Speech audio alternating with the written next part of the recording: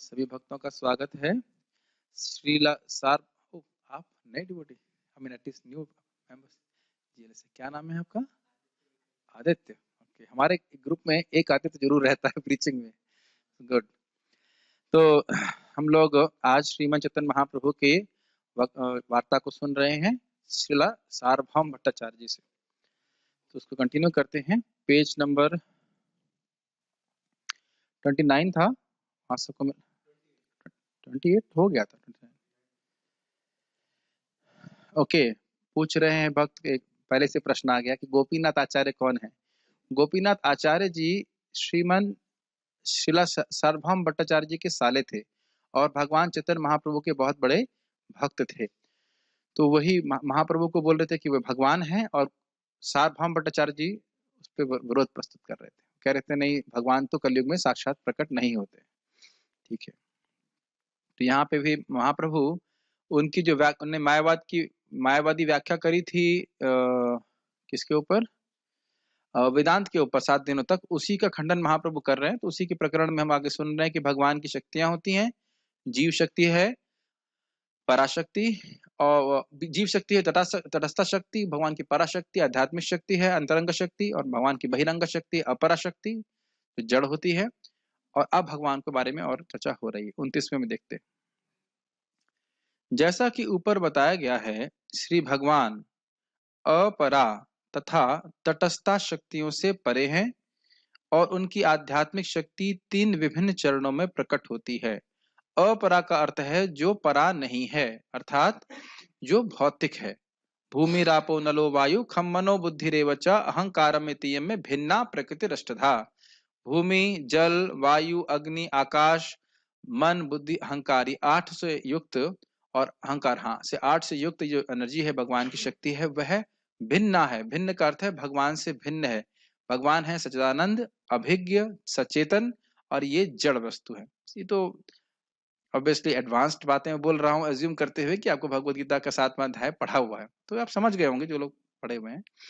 और तटस्थ का अर्थ आप जानते ही हो, जीव शक्ति जो माया को भी चुन सकती है या भगवान को चुन सकती है। हम सब जीवात्मा है तटस्थ शक्ति। यस, ठीक है। उनकी आध्यात्मिक शक्ति 3 विभिन्न चरणों में प्रकट होती है। इसको थोड़ा आज समझेंगे हम। अच्छा पॉइंट है ये।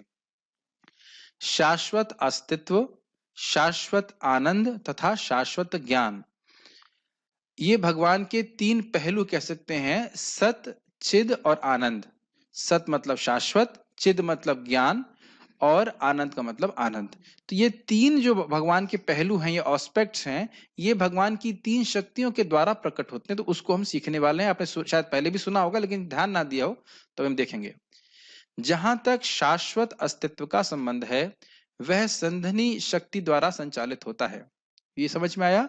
संधनी शक्ति के द्वारा भगवान अपने शाश्वत अस्तित्व को प्रकट करते हैं, अगर ऐसे शब्द कहें। देखिए, अगर कोई वस्तु शाश्वत है तो उसके प्रकट होने की बात नहीं कही जा सकती, लेकिन क्योंकि हम लोग ऐसे समझते हैं कोई चीज प्रकट होती है या नहीं प्रकट होती है, इसलिए ऐसा बोला जा रहा है। भगवान जिस शक्ति से अपनी शाश्वत सत्ता को धारण करते हैं, उसको संधनी शक्ति कहते हैं। भगवान कब आते हैं? भगवान कब अस्तित्व में आते हैं? पहले, मतलब हमेशा से हैं, अनादि काल से हैं। और अच्छा, कब तक रहेंगे? कभी तो उनकी सरकार खत्म होगी। कभी भगवान ठंडे नहीं पड़ेंगे सूर्य की तरह। सूर्य भी ठंडा नहीं होता है।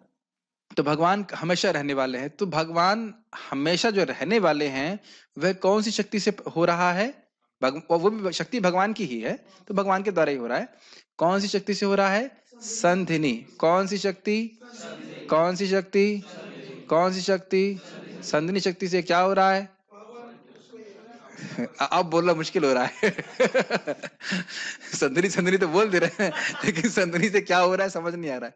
संधनी शक्ति से भगवान का अस्तित्व, अब ये नहीं, मैं ये शब्द यूज नहीं करना चाहता हूं कि प्रकट होता है, लेकिन वो है, उसी से उनका अस्तित्व को धारण करते हैं या उनको प्रकट करते हैं, अगर आप शब्द यूज करना चाहते हैं। तो समझना चाहिए कि भगवान का अस्तित्व शाश्वत है, इसलिए प्रकट और अप्रकट की बात नहीं हो रही। एक बात चलाने के लिए बोलते हैं। क्या बोलेंगे? बोला संधनी शक्ति से भगवान अपना रूप प्रकट करते हैं कि धारण करते हैं? क्या शब्द यूज करूं मैं? अनंत कृष्ण प्रभु। संधिनी शक्ति से भगवान अपना स्वरूप को, शाश्वत स्वरूप को प्रकट करते हैं, ऐसे ही कह सकते हैं बस। मतलब प्रकट करते हैं, वैसे हमेशा भगवान शाश्वत है, लेकिन इस प्रकार से धारण करते हैं, प्रकट करते हैं, समझिए। संधनी से क्या करते हैं भगवान? अपने शाश्वत स्वरूप को प्रकट करते हैं, इतना समझ लीजिए। ऐसे ही वैकुंठ धाम की जो अस्तित्व है वह भी संधनी शक्ति का ही प्रकटीकरण है, ठीक है। लेकिन फिर ध्यान रखिए, वैकुंठ है या भगवान, वो हमेशा शाश्वत रहने वाले, ठीक है। इतना समझ लेना चाहिए कि ये जो प्राकृत जगत है वह कैसे प्रकट होता है? भगवान की भौतिक शक्ति के द्वारा, 3 गुणों के द्वारा।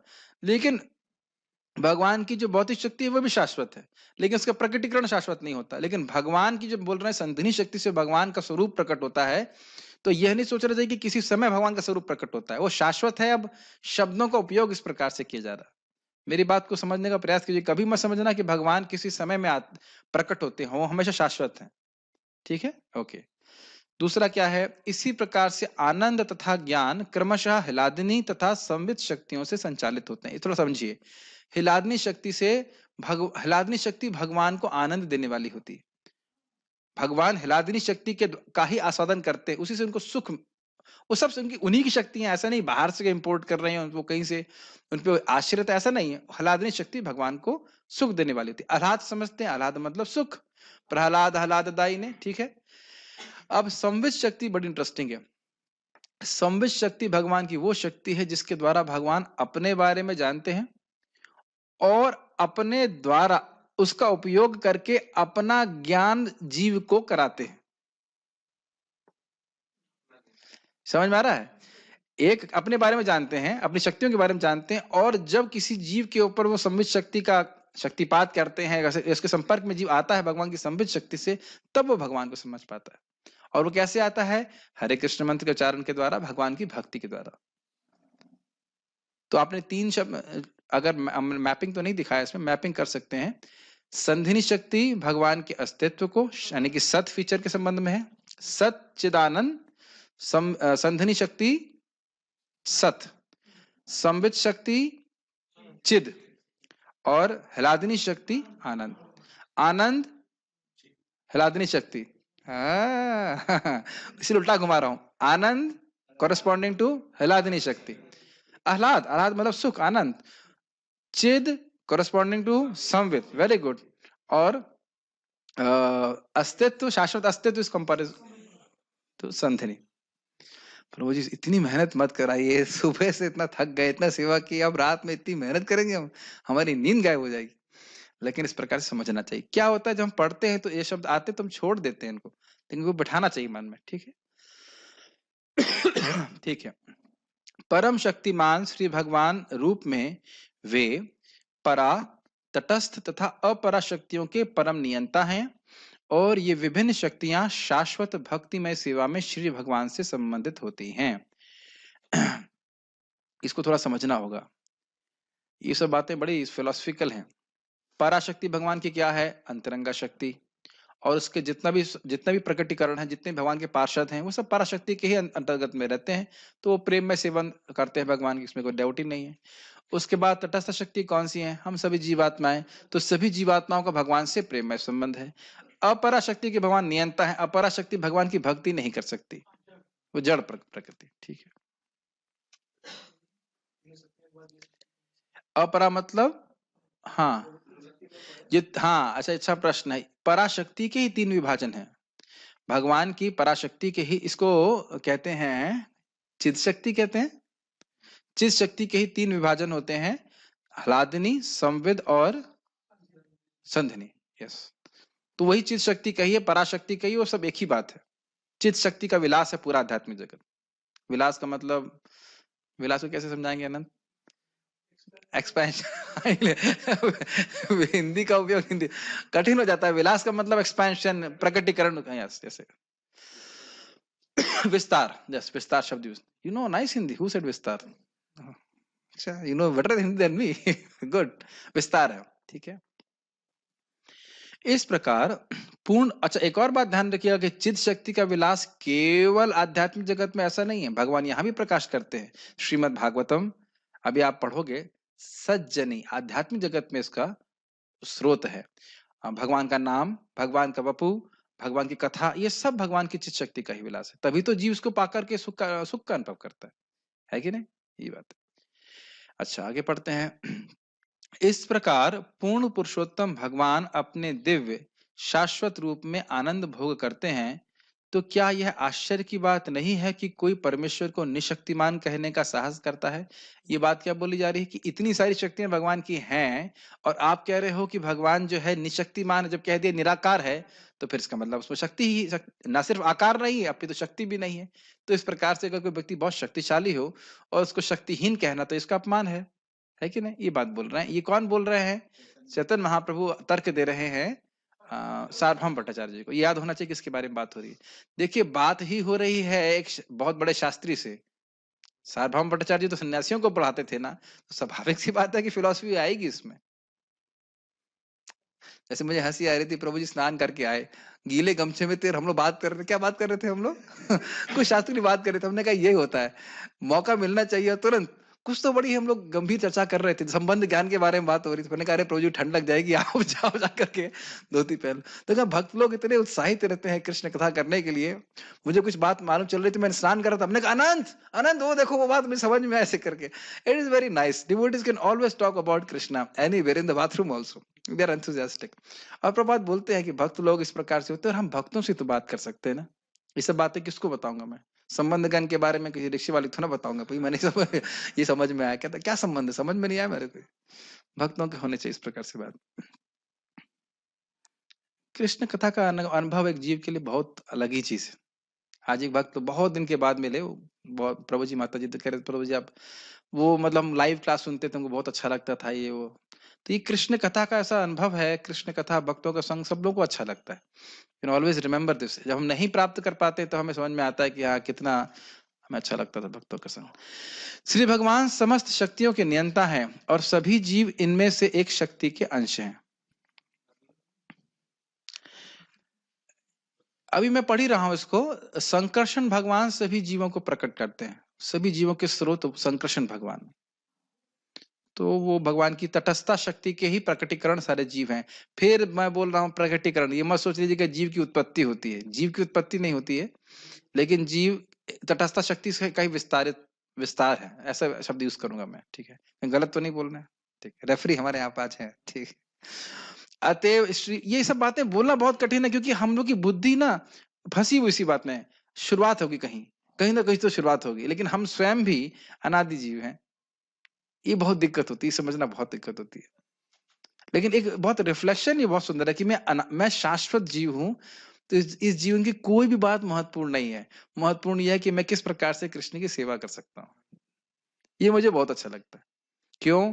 किसी का कुछ भक्त का पतन होता है, उत्थान होता है। उत्थान होता अच्छी बात है, मान लो पतन भी है तो कोई बात नहीं है भाई, रोड पे तो है। रोड पे गिर गया, थोड़ा छिल गया, मरहम पट्टी करो, फिर गाड़ी बढ़ाओ आगे। यही तो करते हैं कि नहीं? कि रोड ही छोड़ देते? ये कहते हैं कितनी खराब रोड है। नहीं, रोड खराब नहीं है, आप गिर पड़े कोई बात नहीं, फिर आगे बढ़ो, भक्ति करो, अपने शाश्वत संबंध को भगवान से समझो।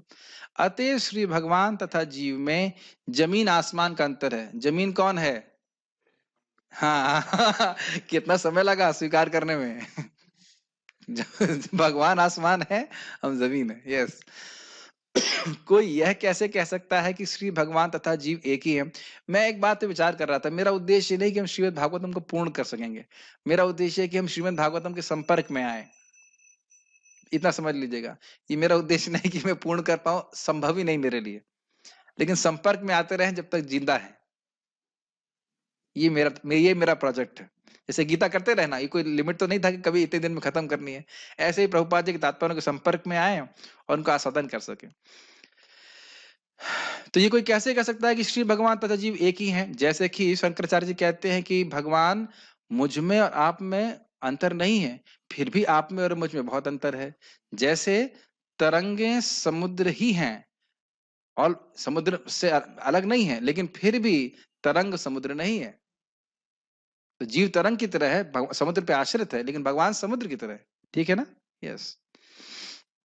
श्रीमद् भगवद गीता में भी जीवों को श्री भगवान की उच्चतर शक्ति से संबंधित बताया गया है।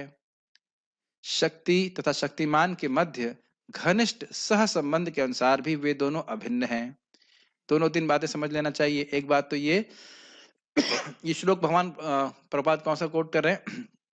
अपरे मितस्त्वन्याम प्रकृतिम विद्धि में पराम जीवभूत महाबाहो ये इदम धारित जगत। इस भौतिक प्रकृति से परा मेरी जीव शक्ति है जो जगत को भोग रही है, ये बोला। और ये बात समझ लेना चाहिए कि शक्ति और शक्तिमान में अभेद होता है। मतलब शक्ति क्योंकि शक्तिमान पे आश्रित रहती है, इसलिए शक्ति और शक्तिमान में भेद नहीं है। लेकिन फिर भी शक्ति और शक्तिमान में भेद है। जैसे सूर्य की किरण और सूर्य, तो सूर्य की किरण क्या सूर्य है? नहीं है। लेकिन क्या सूर्य की किरण को आप सूर्य से अलग कर सकते हो? नहीं। ये बात सिंपल सी बात एग्जांपल देते हैं। महाप्रभु के उदाहरण को देते हैं श्रीला सनातन गोस्वामी पाद को, जब जीव के बारे में बताते हैं।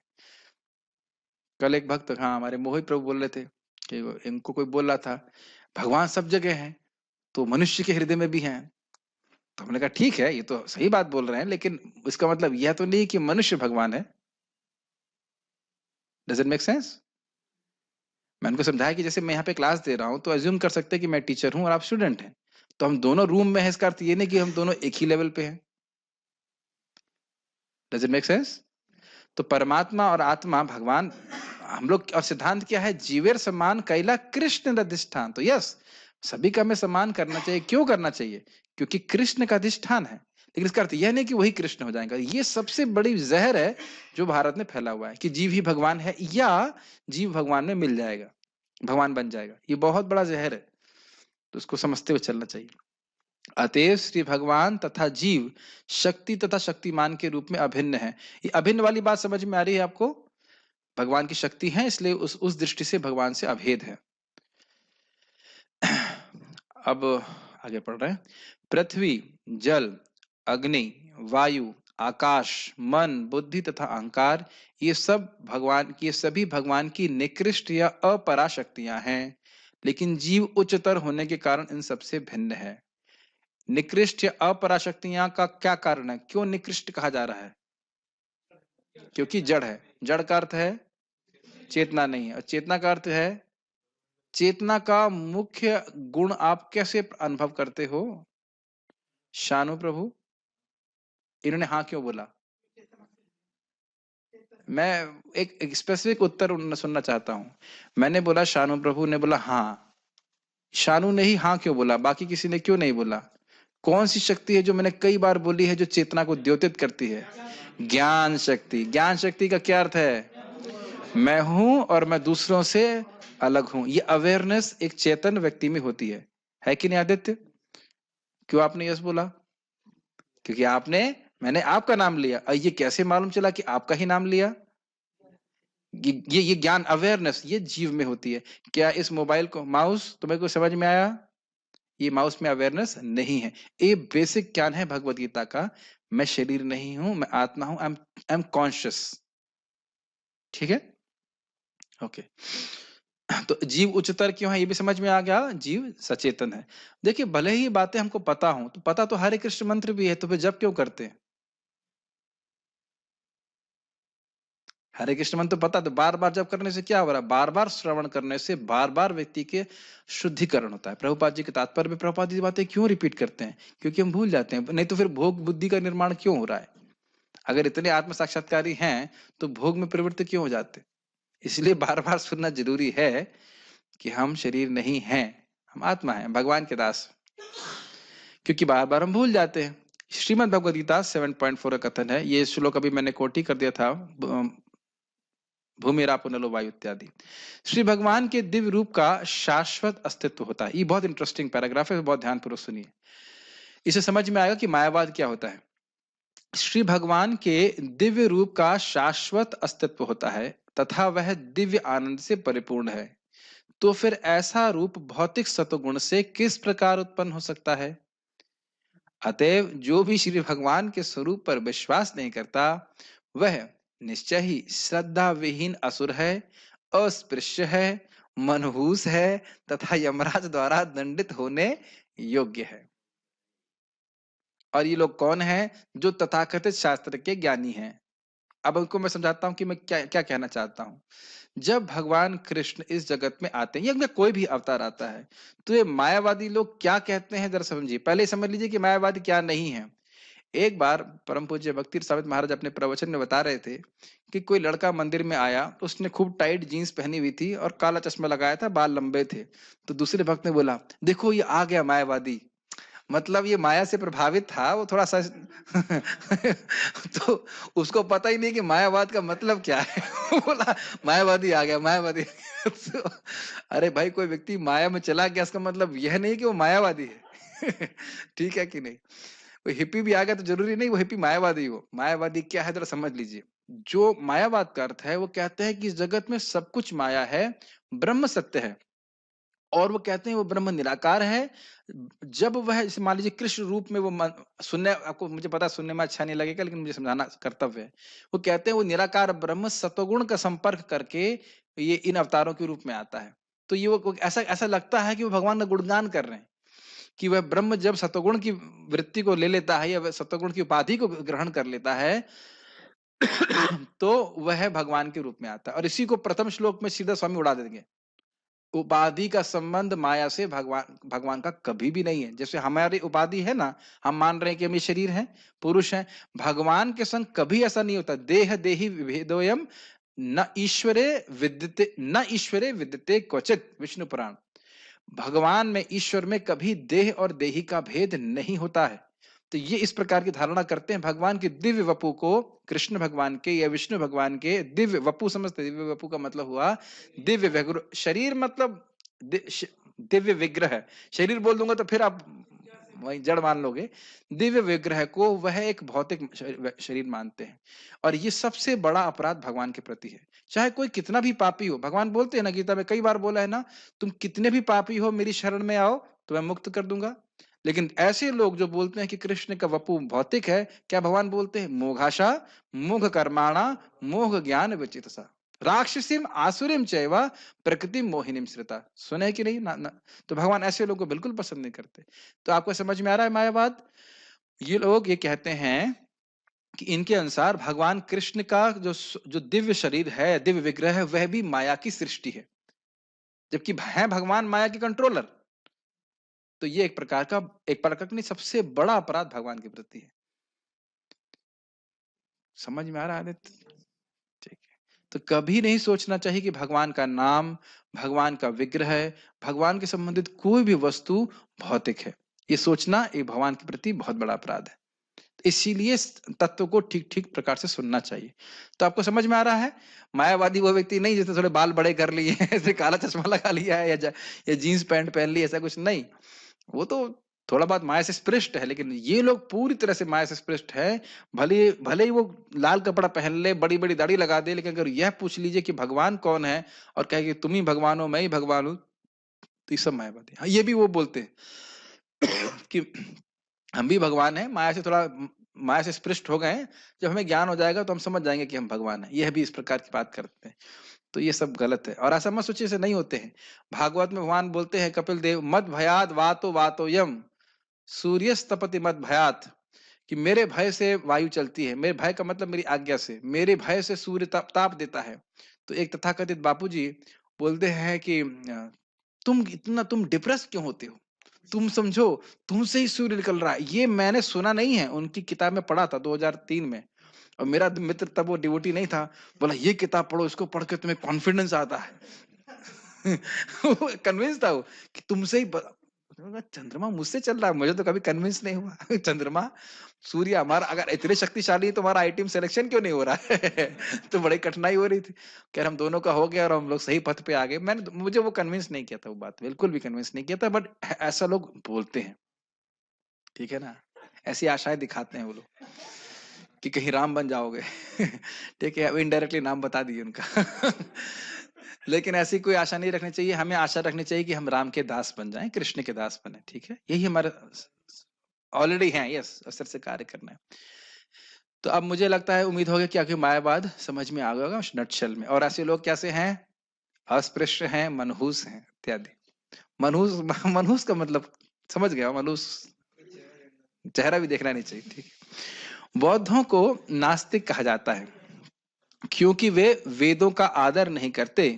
लेकिन जैसा कि ऊपर कहा जा चुका है, जो मनुष्य वेदों के अनुयायी होने की आड़ में वैदिक निर्णयों की अवहेलना करते हैं, वह निश्चित रूप से बौद्धों से भी अधिक खतरनाक हैं। थोड़ा थोड़ा शब्दों को समझ लीजिए। आस्तिक शब्द आपने कई बार सुना होगा। आस्तिक का मतलब होता है जो जो शास्त्र में विश्वास रखता है, न कि केवल भगवान पे विश्वास रखता है। भगवान पे विश्वास रखो और गीता और भागवत पे विश्वास न रखो, ऐसे भी लोग होते हैं बहुत। हाँ, हम भगवान को मानते हैं, गीता पढ़ते हो मानते हो ना? ना, गीता वेता कुछ नहीं मानते। तो फिर तुम भगवान को क्या मानते हो? क्या मैं गलत बोल रहा हूँ? ऐसे कितने लोग हैं जो भगवान के बारे में कहेंगे हम भगवान को मानते हैं, है कोई शक्ति होगी, वो अपने घर रहे, हम अपने घर रहे हैं, हमको उस मतलब नहीं है। लेकिन भगवत गीता को नहीं मानते, नहीं पढ़ते, है कि नहीं? प्राय ऐसे लोग इसी प्रकार घूमते रहते हैं। हम भी पूजा पाठ करते हैं, ऐसा ऐसा कुछ बोल देंगे, लेकिन भगवान की बात पे उनको विश्वास नहीं होता है। तो ये हो गया नास्तिकता। लेकिन आप देखेंगे हमने ब्राह्मण के गुण देखे थे ना, आस्तिक्यम ब्रह्म कर्म स्वभावजम। याद आ रहा है भगवत गीता से? एक शब्द हमने उससे कहा था, ब्राह्मण का गुण है आस्तिक्य।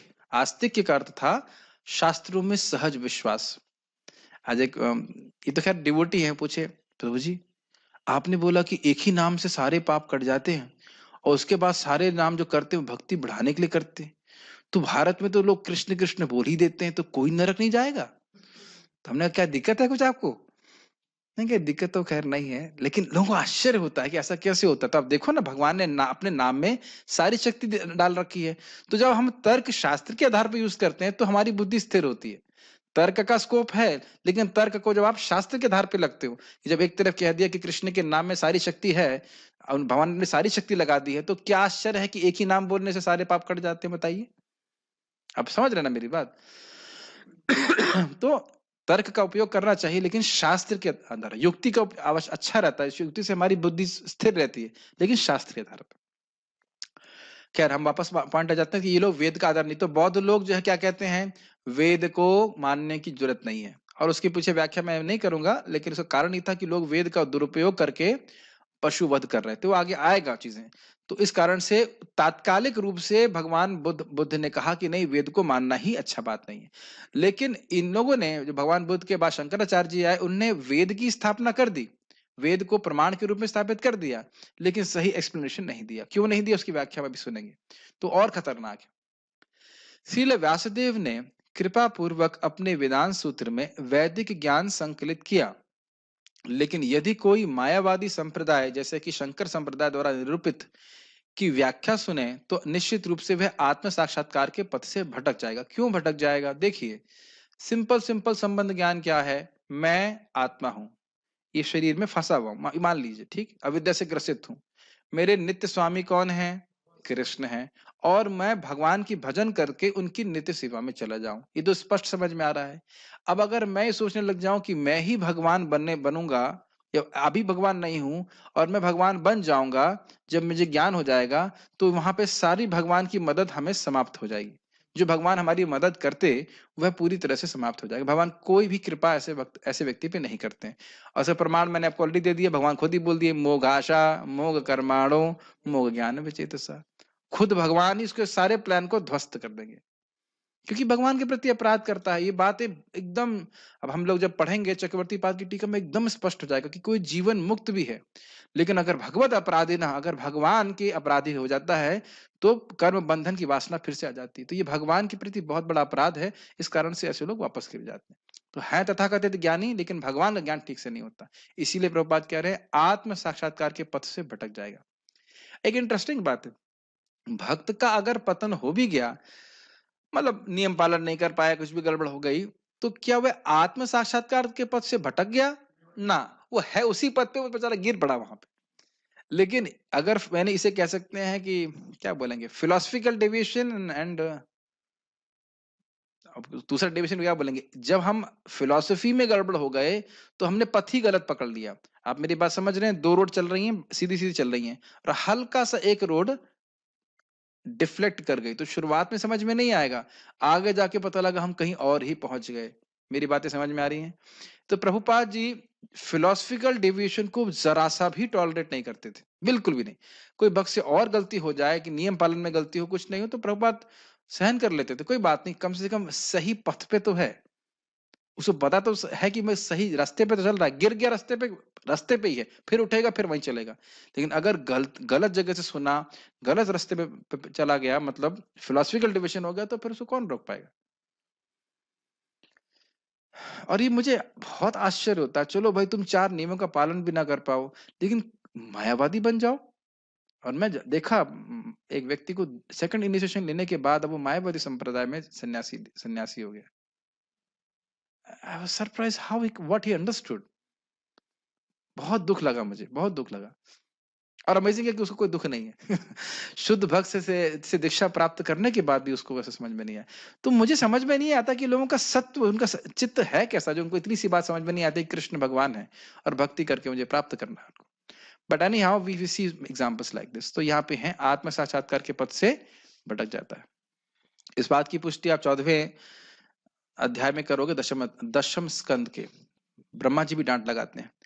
सृष्टि उत्पत्ति का सिद्धांत वेदांत सूत्र का प्रारंभिक विषय है कि सृष्टि की उत्पत्ति कैसे हुई। समस्त विराट जगत परमेश्वर से उनकी विभिन्न अचिंत शक्तियों के द्वारा उद्भूत है। भगवान, अब फिर से याद दिलाऊंगा, इस जगत का उपादान कारण क्या है? प्रधान। गांव का प्रधान या शहर का प्रधान? प्रधान, जिसमें कि रजोगुण तमोगुण सतोगुण एक साम्य अवस्था में रहते हैं। और निमित्त कारण है काल शक्ति। अरे अब तो सीख गए, गुड बॉयज। और कर्ता कारण है भगवान की इच्छा, भगवान स्वयं। तो भगवान अपनी इच्छा मात्र से इन शक्तियों को संचालित करते हैं, उनका संपर्क नहीं करते। तो ये भगवान की अचिंत्य शक्ति है। अचिंत्य इसलिए बोल रहे हैं क्योंकि इस जगत में बिना संपर्क किए हम कैसे कोई कार्य कर सकते हैं, बड़ा मुश्किल है। तो भगवान केवल इच्छा मात्र से कैसे कर सकते हैं? कहीं ना कोई बटन दबाना ही पड़ेगा ना। इच्छा मात्र से सब कुछ हो जाए ऐसा तो होता नहीं है। तो भगवान अपनी इच्छा मात्र से ऐसा कर रहे हैं, तो यह उनकी अचिंत्य शक्ति है। अब एग्जाम्पल दे रहे हैं, यानी कि भगवान अविकृत रहते हैं। अविकृत मतलब नॉन ट्रांसफॉर्म्ड, अनट्रांसफॉर्म्ड। वो यथावत रहते हैं, लेकिन जगत में बहुत सारे परिवर्तन कर देते हैं और उससे वो प्रभावित नहीं होते। ठीक है, रुकेंगे तो 9 ही बजे। अब इसका उदाहरण प्रभुपाद बहुत सुंदर तरीके से दे रहे हैं। पारस के पत्थर का उदाहरण सृष्टि की उत्पत्ति के सिद्धांत पर लागू होता है। पारस पत्थर लोहे की कितनी भी मात्रा को सोने में बदल सकता है, लेकिन फिर भी वह पारस पत्थर वैसा ही बना रहता है। इसी प्रकार परमेश्वर अपनी अचिंत शक्तियों के द्वारा सभी दृश्य जगतों को उत्पन्न कर सकते हैं, तो भी वे पूर्ण तथा अपरिवर्तित बने रहते हैं। श्री भगवान पूर्ण हैं, और यद्यपि उनसे अनेक पूर्ण उद्भूत होते हैं, फिर भी वह पूर्ण बने रहते हैं। आदित्य प्रभु, आपने मैथ्स पढ़ा है? मैथ्स पढ़ा है? 1 - 1 कितना होता है? अरे वाह, सही उत्तर दिया आपने। और 1 + 1 क्या होता है? अरे कोई उत्तर नहीं दे, नहीं जानते हैं तो ठीक है। लेकिन ये भौतिक लॉजिक है। आध्यात्मिक मैथमेटिक्स में क्या है? 1 - 1 = 1 एंड 1 + 1 = 1। इसका क्या मतलब है? भगवान से पूरी पूरी सृष्टि आती है, लेकिन इसका मतलब ये नहीं कि भगवान खाली हो गए। हम लोग सुबह सुबह बोलते भी हैं पेट खाली करके आओ, पेट खाली करके आओ, लेकिन भगवान का ऐसा हिसाब किताब नहीं है। और ऐसा नहीं है, जैसे आज दोपहर में बहुत अच्छा प्रसाद था, अकरणामत प्रभु एज यूजुअल बहुत प्रेम में देते ही गए सब्जी, खूब सारी सब्जी दे दी, मैंने खूब सारी पूड़ी ले ली और चावल इत्यादि। अब एक समय के बाद मैं इतना पूर्ण हो गया कि और पूर्ण नहीं होना चाहता था, मैं सब्जी थोड़ा सा रह गया, मैं नहीं खा पाया। आप समझ रहे ना, हमारी स्थिति ऐसी नहीं कि हम अब भरते जाएं और बस, और सब कुछ एकदम और यथावत रहे, यथावत भी नहीं रह सकते। लेकिन प्रलय के बाद पूरा जगत भगवान अंदर अपने ले लेते हैं, और भगवान को कुछ भी नहीं होता, डकार भी लेते नहीं। या कोई हाजमोला चाहिए, महाराज इस प्रकार से बोलते हैं कि हजम नहीं हो रहा है, कुछ भी नहीं है। महाराज एक जोक कर रहे थे, कह रहे थे कि भुवनेश्वर में कथा कर रहे थे और बोले भाई भगवान तो प्रलय के समय पूरा जगत ही अंदर ले लेते हैं, तो जो ये भगवान घूम रहे हैं, जिनको लोग भगवान कहते हैं, उनसे भाई बोलो भुवनेश्वर में इतना कचरा फैला हुआ है, इसी को संभाल लीजिए अपने अंदर, तो कम से कम थोड़ा शहर ही साफ हो जाए। लेकिन वह संभव नहीं है उनकी। है ना? तो तो भगवान में और जीव में बहुत बड़ा अंतर है कि नहीं? ऐसा नहीं हो सकता। बड़ा लेकिन है बहुत साइंटिफिक पॉइंट ना। तो भगवान होने के बाद भी भगवान अपरिवर्तित रहते हैं। पूर्ण से पूर्ण में निकालेंगे तो भी पूर्ण रह उतना ही रहते हैं, और पूर्ण प्रवेश कर जाएगा तो भी पूर्ण रहते हैं। देखिए, हमें सब बातों से हम उतना रिलेट नहीं करते हैं, क्योंकि दिन भर हम इन विचारों पे रहते नहीं कि भगवान कितने महान है। तो कम से कम रात में या सुबह कम से कम थोड़ा तो सुनना चाहिए कि भगवान कितने महान है। नहीं तो छोटे जगत के थोड़े थोड़े भगवान की जो विभूतियां हैं हल्की फुल्की, उन्हीं के प्रति हम आकृष्ट होते रहते हैं। ये कितना महान है, वो कितना महान है। कहाँ पृथ्वी महाराज बोलते हैं ना, भगवान विष्णु है और आप मेरा गुणगान कर रहे हैं। मतलब समझ रहे हैं, भगवान विष्णु के गुण क्या समाप्त हो गए हैं जो उनका गुणगान छोड़ करके आप मेरा गुणगान कर रहे हैं? ये सब बातें हैं। जो भी है, मायावादी संप्रदाय में माया के सिद्धांत की वकालत इस आधार पर की जाती है कि सृष्टि उत्पत्ति का सिद्धांत परम सत्य में विकार का कारण बनेगा। यदि ऐसा है तो श्रील व्यासदेव झूठे हैं। इससे बचने हेतु उन्होंने बड़े ही कुशलता पूर्वक मिथ्या यानी माया का सिद्धांत ढूंढ निकाला। लेकिन यह जगत या विराट सृष्टि मिथ्या नहीं है जैसा कि मायावादी मानते हैं। केवल इसका स्थायी अस्तित्व नहीं होता। कोई अस्थायी वस्तु निरी मिथ्या नहीं कहला सकती। लेकिन यह धारणा कि भौतिक शरीर आत्मा है निश्चित ही असत्य है। इसको थोड़ा समझने का प्रयास कीजिए। ये थोड़ा टफ पॉइंट्स हैं। वो कहते हैं देखिए, सृष्टि है, सृष्टि हो रही तो सृष्टि में तो बहुत सारे विकार हो रहे हैं। तो आप कह रहे हो कि भगवान से सब कुछ आ रहा है, इसका मतलब भगवान में भी विकार आ रहे हैं। लेकिन भगवान जो ब्रह्म है वो तो निर्विकार होना चाहिए। तो अब वह उसको रिजॉल्व यानी कि अगर आप व्यासदेव इस प्रकार से बोल रहे हैं कि भगवान से सब कुछ आया है, तो कुछ गड़बड़ बोल रहे हैं, ऐसा वो कहना चाहते हैं। व्यासदेव जी गलत नहीं बोल रहे हैं। उदाहरण पहले दे दिया गया कि पारस पत्थर बहुत चीजों में परिवर्तन ला सकता है, लेकिन स्वयं में कोई परिवर्तन उसमें नहीं आता है। तो अब वो क्या कहते हैं, ना ना एक्चुअली है क्या, ये जगत मिथ्या है, मतलब ये है ही नहीं। मिथ्या मतलब झूठ, है ही नहीं। लेकिन अब इसमें एक और दिक्कत आ जाती है। वह कहते हैं कि सर्व खलु इदम ब्रह्म। क्या मतलब है? सब कुछ ब्रह्म है। और कहते हैं कि ब्रह्म सत्य जगत मिथ्या। ब्रह्म सत्य है और जगत मिथ्या है। अब आप ये बताइए कि जब आपने कह दिया कि सब कुछ ब्रह्म है, तो क्या जगत भी ब्रह्म है या नहीं है आदित्य? आप फिर से मेरा समझिए बात। सभी कुछ ब्रह्म है, तो क्या ये जगत ब्रह्म नहीं है? तो फिर आप ये दूसरी बात कैसे कह रहे हैं कि जगत मिथ्या है और ब्रह्म सत्य है? तो अब देखिए, यहाँ पे एक विरोधास्पद बात होगी कि नहीं? अगर सब कुछ ब्रह्म है तो जगत भी ब्रह्म है, फिर जगत कहाँ है? ब्रह्म के अंदर है, ब्रह्म है सबका। और ये बात सत्य है भगवान की। और इसलिए मिथ्या का कहने का मतलब है, पता नहीं क्या बहुत तरह से उनके आर्गुमेंट होते हैं। वो सोचते हैं दृष्टि सृष्टि न्याय भी होता है, आपने देखा उसकी सृष्टि हो जाती है, आप सोच रहे हो उसकी सृष्टि हो जाती। Is just all illogical things, और इसीलिए समझ में भी नहीं आता है लोग, इलॉजिकल है। तो यहाँ पे मिथ्या का केवल अर्थ यही समझना चाहिए कि इसका अस्तित्व, इस भौतिक जगत का अस्तित्व शाश्वत नहीं है। ये बात बोली जा रही है। लेकिन आप ये नहीं कह सकते हैं, या हम ये नहीं कह सकते हैं कि ये जगत है ही नहीं। ये जगत है या नहीं है? विजय प्रभु, क्या मत है आपका इसमें? है। एक बार एक बात, एक शिला प्रभुपाद जी के शिष्य ने एक प्रभुपाद से पूछा, प्रभुपाद, क्या हम केवल सोच रहे हैं कि हम भौतिक जगत में हैं? क्या ये केवल एक स्वप्न मात्र है? Am I only thinking that I am here? Prabhupada ने उसकी आंखों में देखा, you are very much here. समझ रहे हो? बड़े स्टाइल से प्रभुपाद, तुम बहुत वास्तविक रूप से यहाँ पे हो भौतिक जगत में। तो लोगों के क्या क्या इल्यूजन रहते हैं। तो ये बात समझ में आना चाहिए कि अस्थायी वस्तु निरी मिथ्या नहीं कहला सकती। मतलब आप ये नहीं कह सकते कि ये लैपटॉप है ही नहीं, मैं खाली सोच रहा हूं कि लैपटॉप है। जैसे, और उनका उदाहरण सोचते हैं, कहते हैं देखो, जैसे अंधेरे में रस्सी होती है, उस रस्सी को हम सांप मान लेते हैं, तो सांप तो है ही नहीं। इसी प्रकार से अब तुमने जगत को, जगत है ही नहीं, तुम खाली मान ले रहे हो जगत है। लेकिन क्या दिक्कत है इस उदाहरण में? चलो भाई, ये मान लिया कि सांप नहीं है, लेकिन क्या वहां पे रस्सी भी नहीं है? समझ में आई बात? इसीलिए प्रभुपाद कह रहे हैं कि क्या मिथ्या है? भौतिक शरीर को आत्मा मानना, यह माया है, यह मिथ्या है।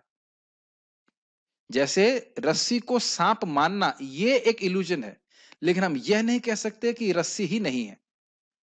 इस जगत में हमारा इल्यूजन क्या है? बहुत सिंपल, मैं ये शरीर हूं और ये वस्तुएं जो मुझे दिख रही हैं ये मेरी हैं और ये मेरे भोग के लिए। इस पे बहुत गंभीर बात अभी मैंने सीखी है, और तो थोड़ा सा इससे अमेजिंग पॉइंट है। इस जगत में जो कुछ भी भौतिक सृष्टि हो रही है वह मिथ्या अहंकार के द्वारा होती है, मानते हैं बात? तो जितना जरूरत नहीं, जितना ज्यादा हम वस्तुओं को इकट्ठा करेंगे वह केवल हमारे मिथ्या अहंकार को बढ़ाने वाली होंगी। ये पता नहीं कितने लोग कैच कर पा रहे हैं बातें, नहीं, लेकिन बहुत गंभीर बात है। जितनी भी वस्तुएं हैं वो मूलतः अहंकार तत्व के द्वारा ही प्रकट हुई। अब जानते हो ना, रजोगुणी अहंकार, सत्वगुणी अहंकार, तमोगुणी अहंकार। मुझे पता है कुछ बातें समझ में नहीं आ रही हैं, लेकिन बहुत अमेजिंग चीज है। जो वस्तु भी हम इकट्ठा करते जाते हैं वो केवल हमारे अहंकार को बढ़ाएगी कि वस्तु मेरी है, इसका मेरा भोग करो, मेरा भोग करो, मेरा उपयोग करो, ऐसे करके। इसीलिए साधु लोग, भक्त लोग कम में गुजारा करते हैं, इसीलिए करते हैं। ये तो ममत्व तो बढ़ता जाता है कि ये वस्तु मेरी है, ये वस्तु मेरी है, ये है, ऐसे करके। तो हम बात कर रहे थे, खैर पॉइंट पे आ जाते हैं। हमने क्या सीखा? क्या चीज मिथ्या है? यह सोचना कि मैं ये शरीर हूं, यह मिथ्या है। इस जगत की वस्तुएं मेरे भोग के लिए है, यह मिथ्या है। लेकिन हम यह नहीं कह सकते कि यह शरीर है ही नहीं, ये नहीं कह सकते कि वस्तुएं हैं ही नहीं। अब सच्चा ज्ञान क्या है? मैं शरीर नहीं हूं, इस शरीर का उपयोग मुझे भगवान की सेवा के लिए करना है, और जो वस्तु आसपास है उनका भी उपयोग मुझे भगवान की सेवा के लिए करना है। लेकिन हम यह नहीं कह सकते कि जगत है ही नहीं। ये वैष्णव सिद्धांत है, कुछ समय के लिए है, लेकिन वह जब तक मैं इस जगत में हूं मुझे भगवान की सेवा में इसका उपयोग करना है। Seeing the world in connection, in proper relationship with Krishna. बहुत बहुत हैवी फिलॉसफी हो रही है, लेकिन will continue if you have still 10 minutes to torture you. Pure devotional torture. ठीक है। वेदों में प्रणव अथवा ओंकार मूल मंत्र है। कोई गीता का श्लोक कोट कर सकता है? प्र प्र प्रणवः सर्व वेदेषु। एकदम स्पष्ट बात है ना। और आप जानते हैं कि ओंकार से ही सारे वेदों का प्रकट हुआ है। तो इसीलिए वेद में ओंकार ही मूल मंत्र है। यह दिव्य ध्वनि श्री भगवान के स्वरूप के समान ही है। ओम इत्याक्षरम ब्रह्मन व्याहरन माम अनुस्मरण। हमने 8वें अध्याय में सीखा था कि ओम जो है वो वाचक है और भगवान इसके वाच्य है। ओम भगवान का ही नाम है, ठीक है, ये बात बोलना। और नाम और नामी में भेद नहीं होता, तो भगवान का स्वरूप ही है। वेद के सारे मंत्र इसी ओंकार पर आधारित हैं। क्लियर? तत्वमसि तो वैदिक साहित्य में एक गौण शब्द है, अतः यह वेदों का मूल मंत्र नहीं हो सकता। तत्वम असी मतलब तुम वही हो। तुम वही हो। वैसे देखिए, हमने तत्वम असी का अर्थ हमने 17वें अध्याय के आखिरी में सीखा था, याद है? सद एव सौम्य तत्वम असी ओम। तो वहां था तुम मतलब तत्व मतलब भगवान ही वही वो पर ब्रह्म है। वहां पे तत् शब्द ओम तत् सत तीनों भगवान को इंगित करने के लिए बताया गया था। याद आ रहा है आप लोगों को? ओम तत् सत ये तीनों भगवान विष्णु के नाम है, और ये उच्चारण करने से कहीं यज्ञ दान तपस्या में कमी होती है तो वो पूर्ति हो जाती है। और ओम तत्सत इति उदाहरतम, श्लोक भूल रहा हूं। ओम तत्सत इति बोल करके यज्ञ दान तपह क्रिया, यज्ञ दान और तप की क्रिया को भगवान को समर्पित किया जाता है। ब्रह्मवादी नाम ऐसे करके शब्द श्लोक आया था। तो प्रवर्तन्ते ब्रह्मवादी नाम, ये श्लोक भगवान बोलते हैं कि ओम तत्सत यानी भगवान विष्णु का नाम उच्चारण करके कोई भी यज्ञ दान तपस्या भगवान को समर्पित जब की जाती है तो वह दिव्य हो जाती है। ये लास्ट के आप देख सकते हो 17वें अध्याय के आखिरी श्लोक में बताया गया था। तो हम यहाँ कह रहे हैं ये बात को कि ये इसका सही अर्थ है, लेकिन क्या ये लोग बोल रहे हैं? तुम वही हो, तत्वम असि मतलब तुम वही भगवान हो, बस तुम भूल गए हो अज्ञान में कि तुम भगवान हो। तो इस प्रकार की वह व्याख्या करते हैं कि जीव ही भगवान है, जीव ही भगवान है। तो यह कहते हैं और यही महावाक्य है, ऐसे करके वह हल्ला करते हैं। समझना होगा इस जगत में किसी झूठ को आप जोर जोर से और कई बार बोलेंगे तो लोग उसको विश्वास करने लग जाते हैं। तो इसी प्रकार से नहीं सकिए। ठीक है, कुछ बातों का देखिए ऐसा मुझे समझ में आ रहा है कि आप लोग समझ इसलिए नहीं पा रहे हैं कि उसका रेफरेंस नहीं पकड़ में आ रहा है। कहाँ तत्वमसी आ गया, ये सब आ गया, लेकिन अब सारे रेफरेंस तो यहाँ पे देना मेरे लिए संभव ही नहीं है। ऐसी बातें फिर से आएंगी जब हम कमेंट्रीज को भी पढ़ेंगे। अतः ये वेदों का मूल मंत्र नहीं हो सकता। और ये समझ लेना चाहिए कि सार्वभौम भट्टाचार्य जी को सब बातें पता है, तो महाप्रभु ज्यादा व्याख्या भी नहीं कर रहे हैं इसकी। ही अंडरस्टैंड से मतलब क्या होता है। मुझे भक्त बता रहे थे, श्रीधर स्वामी बोलते हैं इति श्रुते। श्रीधर स्वामी जी टीका में लिखेंगे इति श्रुते, उसमें ये नहीं बोलेंगे श्रुति के कौन से उपनिषद से कौन से नंबर से, वो बोलेंगे नहीं, क्योंकि उस समय लोग जो है बुद्धिमान थे और शास्त्र पढ़ते थे, तो उनको पता रहता था। जैसे कई बार मैं श्लोक गीता का बोल दे रहा हूँ, उसका नंबर थोड़ा ना बोल रहा हूँ, क्योंकि आप लोग गीता पढ़े हैं तो समझ रहे हैं कि मैं कौन से श्लोक से बोल रहा हूँ या कहाँ से अध्याय से बोल रहा हूँ, ये रहता है। श्रीपाद शंकराचार्य ने मूल शब्द ओंकार के बजाय गौण शब्द तत्वमसि पर अधिक बल दिया है। मतलब यह इस पे बल दिया है कि जीव ही भगवान है, इस प्रकार की बात की विवेचना वो करना चाहते थे। इस प्रकार महाप्रभु ने वेदांत सूत्र पर अपना प्रवचन किया और मायावादी विचारधारा के सभी प्रचारों का खंडन किया। तो ऑलमोस्ट कठिन बातें समाप्त हो गई, आप लोग खुश हो जाइए। यद्यपि श्रीला भट्टाचार्य ने अपने आप को तथा अपने मायावादी सिद्धांत को तर्क तथा व्याकरण के वागजाल से बचाने का प्रयत्न किया, लेकिन महाप्रभु ने अपने जोरदार तर्कों से उन्हें परास्त कर दिया। चैतन्य चरितामृत में शब्द आए थे छल, और बहुत सारे शब्द हैं उसमें उपयोग की, मतलब उसमें शब्द आए हैं, भूल रहा हूँ भी शब्द। एक था छल था, वितंड था, वितर्क था, ऐसे करके उन्हें बहुत सारी चीजों का उपयोग किया, लेकिन महाप्रभु सब उनको ध्वस्त कर दिए। जनरली जब भक्त लोग कभी किसी से तर्क भी करें तो प्रयास कीजिए कि उनके तर्क को उन्हीं पे लागू करके वहीं पे उनको निरस्त कर देना चाहिए। और लोगों के पास ज्यादा बुद्धि होती भी नहीं है। जैसे कल इनसे बता रहे थे, मोहित प्रभु को इनसे बहस कर रहा था कि कृष्ण भगवान है कि नहीं, तो बोले भगवान नरसिंह देव प्रकट हुए कि नहीं पिलर से। तो उन्होंने बोला हमसे पूछो भाई ये कैसे मालूम चला कि वह नरसिंह देव भगवान है, नरसिंह देव को भगवान मानते हो ना, तभी तो बोल रहे हो कि नरसिंह देव भगवान प्रकट हुए। तो मैंने कहा भाई भागवत जानते हो, तो भागवत बोल रही है कि कृष्ण भगवान है, कृष्ण तो भगवान स्वयं, तो वहां स्वीकार करने में क्या कठिनाई है। तो उन लोगों जो आर्गुमेंट करे उसको सुनिए और सुन करके उसके आर्गुमेंट को उसी पे थोप देना चाहिए, तो फिर वो हम उसको कन्विंस करने का प्रयास कर सकते हैं। उन्होंने साधिकार कहा कि हम सब श्री भगवान से शाश्वत रूप से संबंधित हैं और हमारे संबंधों के आदान प्रदान के लिए भक्तिमय सेवा ही हमारा शाश्वत कर्तव्य है। ऐसे आदान प्रदान का परिणाम प्रेम या भगवत प्रेम की प्राप्ति है। जब भगवत प्रेम प्राप्त हो जाता है तब अन्य जीवों के प्रति प्रेम स्वतः ही उत्पन्न होता है, क्योंकि श्री भगवान ऐसे समस्त जीवों के समाहार हैं।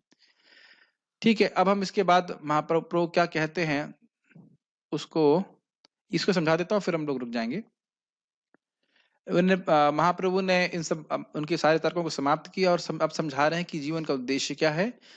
हर जीव का संबंध शाश्वत रूप से भगवान से है और वह भक्ति की प्रक्रियाओं के द्वारा, जैसे अभी हम लोग भगवान के बारे में श्रवण कर रहे हैं, नाम जप के द्वारा, भगवान नवदा भक्ति के अभ्यास के द्वारा धीरे धीरे करके भगवान के प्रति जो सुप्त प्रेम है जीव का, वह जागृत होता है। यही जीव का परम पुरुषार्थ है। जब भगवान से प्रेम होने लगता है, तो क्योंकि सभी जीव भगवान के अंश हैं, तो उनसे भी प्रेम से होना स्वाभाविक है। सर्व जीव प्रीणनम, नहीं प्रीणनम सर्व अनुरक्तता, सभी जीवों से प्रेम, और सभी जीव उस भक्त से प्रेम करते हैं, ये उनका स्वभाव हो जाता है। क्योंकि सभी जीवों के स्रोत भगवान है। जैसे एक पिता से हम अपने प्रेम करते हैं, तो भाइयों से भी प्रेम करते हैं, स्वाभाविक सी बात है। ओके, एक पैराग्राफ आप पढ़ के रुकेंगे।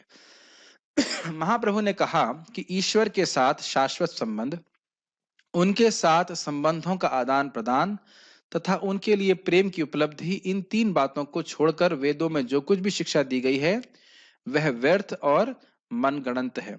इसको आप समझते हो, भक्त लोग जानते हैं वेद का मुख्य प्रयोजन क्या है, शिक्षा का संबंध, जीव का क्या संबंध है भगवान से, और उस संबंध को जागृत करने के लिए क्या करना होता है, उसे कहते हैं अभिधेय।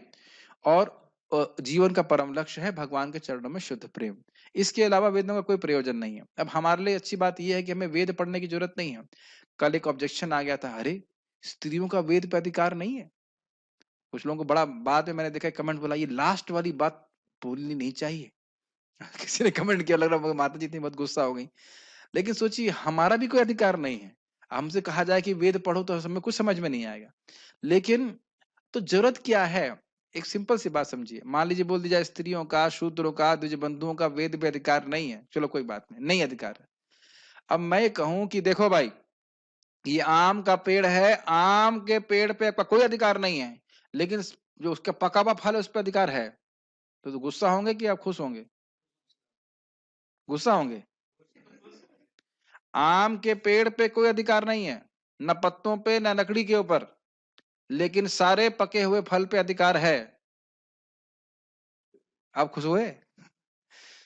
समझ में आया? निगम कल्प तरुर गलितम फलम सुख मुखाद अमृत द्रव संयुतम पिबत भागवतम रसमालयम मुहुः रहो रसिका भुवि भावुकः। समझ रहे हैं ना मेरी बात? हमारे रमाकांत बड़ा अच्छा एग्जाम्पल दिए भाई। आम का पत्ता तो ना खाता है कोई, कोई लकड़ी थोड़ा चबाता है। आम का पका हुआ फल मिलता है वो दिखता है। हम लोग बोलते हैं ना, अरे भाई फल खाओ, पेड़ क्यों गिन रहे हो? तो भगवान भी बोल रहे हैं कि वेद की तरफ मत जाओ, वेद का जो सार है भगवान श्री कृष्ण की भक्ति उसको ग्रहण करो। क्या है वो? निस्तरय गुण्य भवार्जुना, है कि नहीं? गीता में भगवान बताए। तो वेद पे अधिकार ना भी हो तो हमें कोई दिक्कत नहीं है। अरे हम सभी लोग शूद्र ही हैं, कौन सा बहुत बड़े ब्राह्मण बन गए हैं कि नहीं? तो पॉइंट क्या है कि भले ही वेदों पे स्त्रियों का या शूद्रों का या द्विजबंधुओं का अधिकार ना हो, लेकिन शीला व्यासदेव जी की कृपा से और परंपरा की कृपा से जो वेद का पका हुआ फल श्रीमद् भागवतम है उस पे तो सभी का अधिकार है। संसारी नाम करुणया पुराण गुह्यम, सभी संसारियों के लिए है, सभी के लिए है, गृहस्थ हो ब्रह्मचारी हो सभी के लिए। तो उसमें कोई अपने को दुखी नहीं होना चाहिए, है कि नहीं? और अगर कोई कहे कि अभी मैं इसलिए क्लैरिफाई कर रहा हूँ कि हो सकता हो कि फिर से झगड़ा हो जाए। देखिए इसमें झगड़े की कोई बात नहीं है।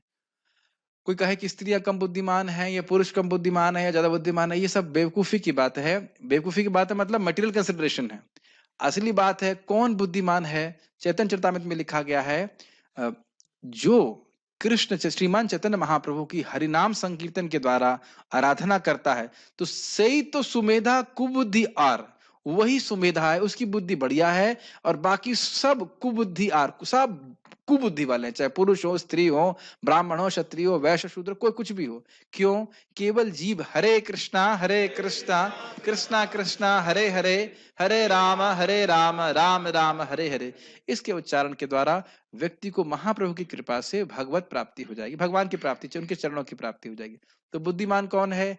चाहे स्त्री हो चाहे पुरुष हो चाहे बच्चा हो चाहे पढ़ा लिखा हो चाहे नहीं हो, जो भगवान का नाम उच्चारण करता है भगवान के शरणागत होता है। तो इसलिए वो कल वाला जो विवाद था उसको मैं क्लियर करना चाहता हूँ, किसी के मन में डाउट रह जाए। ठीक है ना? अब प्रैक्टिकल लेवल पे कौन व्यक्ति क्या सेवा, ये तो कॉमन हरि नाम तो हो ही गया, और उसके बाद जो व्यक्ति जैसे सेवा कर सकता है, जैसे भगवान ने बुद्धि दी वैसे करे, वही सर्वश्रेष्ठ है।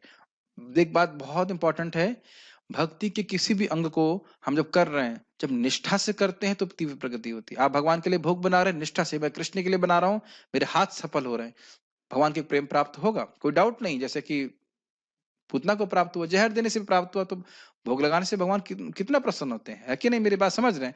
जैसे मैंने बता रहा था आपको कि भगवान जब कहीं जाते थे मक्खन चुराने, कहीं कदाचित कहीं कुछ मिलता नहीं था तो भगवान बड़े गुस्सा होते थे और बोलते थे दरिद्रता विशतु वसतु अस्मिन गृहे, इस प्रकार से शाप देते थे, बड़बड़ाते रहते थे, मुझे यहाँ कुछ प्राप्त नहीं हुआ, यहाँ दरिद्र हो जाए। तो इस प्रकार से जो कोई, यानी कि जो जहाँ मक्खन मिल रहा है, जहाँ भगवान कुछ खाने को मिलता है, भगवान को कुछ दिया जाता है, तो भगवान आशीर्वाद देते हैं, है कि नहीं? आप सब जानते हैं इस बात को। तो कहने का अर्थ है कि जो कुछ भी प्रभुपाद कहते हैं वी आर सो इनसिग्निफिकेंट, हम लोग इतने नगण्य हैं कि कृष्ण यह नहीं देखते कि क्या सेवा कर रहा है, कृष्ण यही देखते हैं कि वो सेवा में लगा हुआ। तो इस दृष्टि से भगवान की भक्ति की दृष्टि से सब बराबर है, स्त्री पुरुष ये वो, ये सब बराबर है। इस प्रकार के विवाद का कोई स्थान भक्ति में बिल्कुल भी नहीं है। मैं फिर से रिपीट करूंगा कि भागवतम की दूसरी स्तुति और सबसे प्रसिद्ध स्तुति माता कुंती के द्वारा ही है, और वह भगवान की महिमा को समझ रही हैं, एकदम स्पष्ट समझ लेना चाहिए। क्यों? अपनी शुद्ध भक्ति के द्वारा। तो शुद्ध भक्ति में उपाधि की कोई अपेक्षा नहीं है, इसको हम आगे भागवत में स्पष्ट सुनेंगे। तो कभी इसमें निरुत्साह नहीं होना चाहिए, सबको जीव दी है भगवान के, कान दिए हैं भगवान, और भगवान की सेवा में हम नियोजित हो सकते हैं। तो अब शंकराचार्य जी ने व्यर्थ की मनगढ़ंत व्याख्या क्यों करी, वह हम लोग शंकराचार्य जी की कृपा से, सॉरी भगवान की कृपा से, शंकराचार्य जी की कृपा से भी शिव जी हैं, तो वह कल हम सुनेंगे। मैं कुछ प्रश्न देख लेता हूँ अगर किसी का कोई प्रश्न है। लोग मायावादी के चुंगल में कैसे आते हैं, कर्म से या अज्ञान से? देखिए मायावादी के चुंगल में तब आते हैं क्योंकि वह भगवान के बारे में ठीक ठीक सुनते नहीं, नहीं तो कभी व्यक्ति इस प्रकार के इस मायावाद से कभी प्रभावित नहीं होता। क्या है कि सामान्य व्यक्ति को कुछ फिलोसफी पता ही नहीं रहता है, सोचते बड़े बाबा जी बोल रहे हैं या महान व्यक्ति कोई बोल रहा है, हाँ हम भगवान निराकार है, हम भगवान बन सकते हैं, वो मान लेते हैं। तो इसलिए ऐसा होता है, इसलिए श्रवण के द्वारा फंसता है। और कोई प्रश्न है? और कोई खास प्रश्न मेरे ख्याल से? ठीक है, और कोई प्रश्न नहीं है? आप लोगों की प्रसन्नता के लिए आज हम यहीं रुक जाते हैं। श्रीमद् भागवतम की जय, श्री श्री चैतन्य महाप्रभु की जय, श्रील प्रभुपाद की जय, निताय गौर प्रेमानंदे।